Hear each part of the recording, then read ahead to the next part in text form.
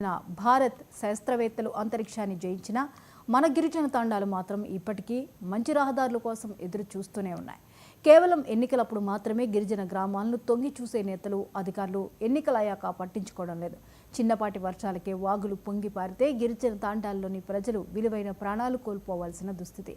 గిరిజనుల సంక్షేమం, అభివృద్ధి కోసం కోట్ల రూపాయల నిధులు ఖర్చు పెడుతున్నామని ప్రభుత్వాలు చెబుతున్నా వారి పరిస్థితిలో పెద్దగా మార్పు లేదు.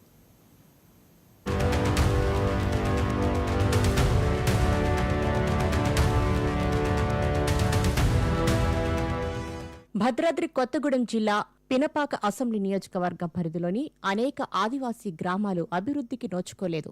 దేశానికి స్వాతంత్ర్యం వచ్చి 8 దశాబ్దాలు గడిచిపోయినా ఆదివాసీలు నివసించే గ్రామాలు, తండాలకు ఇప్పటికీ విద్య, వైద్యం, రవాణా వంటి కనీస సౌకర్యాలు లేవు. రహదారులను కనీసం వాహనాల రాకపోకలకు అనుకూలంగా చేయలేకపోయారు.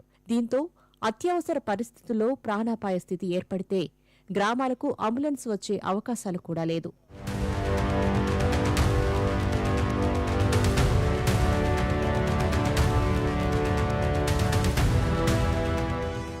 వర్షాకాలం వచ్చిందంటే ఆదివాసీల గ్రామాలకు రాకపోకలు రోజులు, వారాల తరబడి నిలిచిపోతాయి. పొంగి ప్రవహించే వాగులు దాటడం ప్రాణాంతకం కావడంతో వరద నీటి ఉధృతి తగ్గే వరకు వేచి చూడాల్సిందే.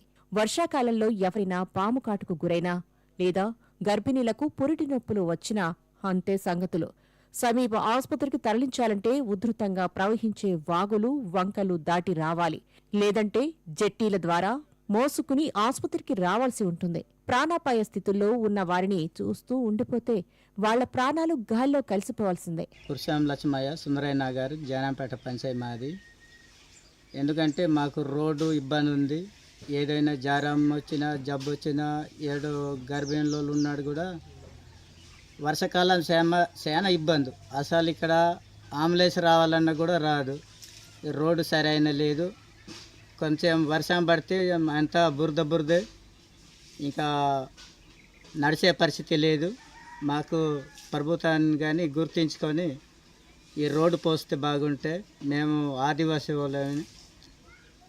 ఇంకా మాకు రోడ్డు లేదు. చిన్నపిల్లలు ఈ స్కూల్ కూడా అసలు బడి అనేది అసలు బడి లేదు. ఇక్కడ ఉంది, అంగన్వాడీ ఉంది, అక్కడ ఒక స్కూల్ కట్టిండు, వదిలేసిండు. మరి దాన్ని కూడా ప్రభుత్వం గుర్తించుకొని అది స్కూల్ కట్టిస్తే మరి రోడ్డు కూడా సౌకర్యం చేస్తే మాకు మంచిగా ఉంటాయని మేము కోరుతున్నాం.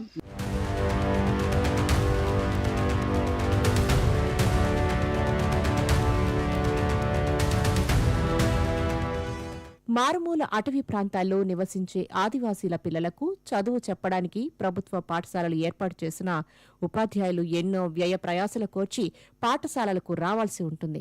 గ్రామాల్లోని పూరి గుడిసెల్లో తాత్కాలికంగా ఏర్పాటు చేసిన పాఠశాలలే తప్ప సరైన భవన సదుపాయం లేకపోవడంతో ఆదివాసీ చిన్నారులు విద్యకు నోచుకోని దుస్థితిలో ఉన్నారు. తమ పిల్లలకు చదువు చెప్పించాలనే కోరిక తల్లిదండ్రులకు ఉన్నప్పటికీ అది ఆదివాసీ తండాల్లోని ప్రజలకు అందని ద్రాక్షగా మారింది. దీంతో చాలా మంది చిన్నారుల జీవితాలు అడవిలోనే మగ్గిపోతున్నాయి. నా పేరు చేమల నాగేశు, మా ఊరు సుందరయ్య నగరు. అయితే మా జనపేట పంచాయతీ, పినపాక మండలపు, కొత్తగూడెం జిల్లా. అయితే మేము వలస ఆదివాసీలు 30 సంవత్సరాలు దాంటినాము, ఉన్నాము ఇక్కడికి. అయితే కొద్దిగా కూలోనాలు చేసుకొని ఇక్కడ కొద్దిగా వ్యవసాయం చేస్తూనే ఉన్నాం, పోడు కొట్టుకున్నాం, చేస్తూనే ఉన్నాం. అయితే మాకు ఇబ్బంది బాగా, ఈ డెలివరీ అయిన దానికైనా, ఈ పాము కరినైనా మాకు రోడ్ బాగలేదు. అసలు రోడ్ బాగలేదు. మాకు ఆమ్లెట్ రావడానికి కుదరదు. అసలు చూస్తే ముఖం అది బురదలు ఉంటుంది, గాడులు ఉంటుంది. అసలు మాకు దారి బాగలేదు.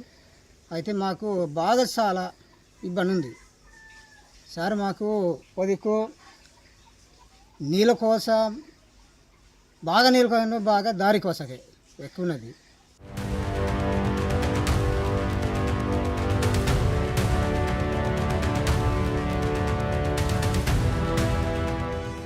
పినపాక నియోజకవర్గ పరిధిలోని పినపాక, మణుగూరు, అశ్వాపురం, కరకగూడెం మండలాల్లో దాదాపు 30 ఏళ్లుగా ఛత్తీస్గఢ్ నుండి వలస వచ్చి బతుకుతున్న ఆదివాసీలెందరో ఉన్నారు. దశాబ్దాలుగా ఇక్కడే నివసిస్తూ జీవనం సాగిస్తున్న వారికి ఇక్కడ ఓటు హక్కు కల్పించారు. తరతరాలుగా ప్రకృతి ఒడిలో అడవి తల్లిని నమ్ముకుని జీవించే గిరిజన, ఆదివాసీలు నిత్యావసరాల కోసం అడవి దాటి మైదానాల్లోని పెద్ద పల్లెలు, పట్టణాలకు వెళ్లాల్సి వస్తుంది. అయితే గ్రామాలకి రహదారులు లేకపోవడంతో రాకపోకలకు తీవ్ర ఇబ్బందులు పడాల్సి వస్తోంది. అత్యవసర పరిస్థితుల్లో కనీసం అంబులెన్స్ వచ్చే మాదిరిగానైనా రోడ్డు సౌకర్యం కల్పించాలని ఆదివాసీలు కోరుతున్నారు. అధికారులు, ప్రజాప్రతినిధులు ఇప్పటికైనా దృష్టి సారిస్తారా? కనీస విద్య, వైద్యం, రహదారుల సౌకర్యాలు కల్పిస్తారా? అయితే ఎప్పుడు వేచి చూద్దాం.